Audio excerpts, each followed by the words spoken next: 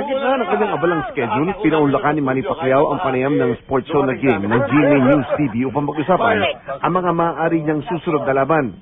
Ang pinakamainit na tanong siyempre, may pag-asa ba bang magtagpo pa sila sa ibabaw ng ring nang wala pang talong si Floyd Mayweather Jr.? Hindi ko sigurado. Kung matutuloy?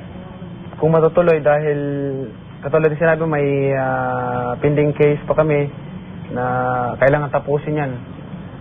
At siguro darating din ang panahon na okay na siyang lumaban at tingin ko nagpreparasyon din siya na labanan ako dahil ang kinuha niyang kalaban ngayong susunod na laban niya is Southpaw. So parang alam ko na yung nasa utak niya. Kaya diba? Hindi siya pwedeng mas wise sa'yo. Hindi siya pwedeng maging wise sa akin.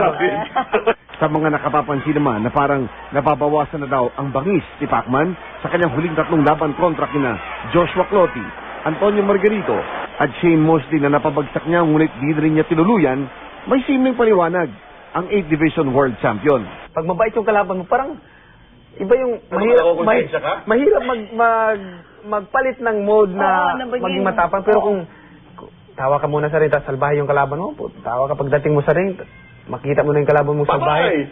Galit ka, parang may tapang ka ba?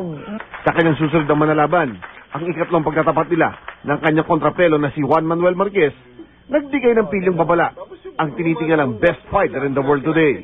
Anong kukulo? Kulong dugo? O gano'n din ba yung galit o yung angas ng isang Manny Pacquiao para sa inyong third meeting ni Juan Manuel Marquez? Basta ako, hindi naman ako galit sa kanya, hindi naman ako nagtatanim ng galit. So, basta ako, medyo asar ako. Sino Trinidad Acuduto, 24 oras.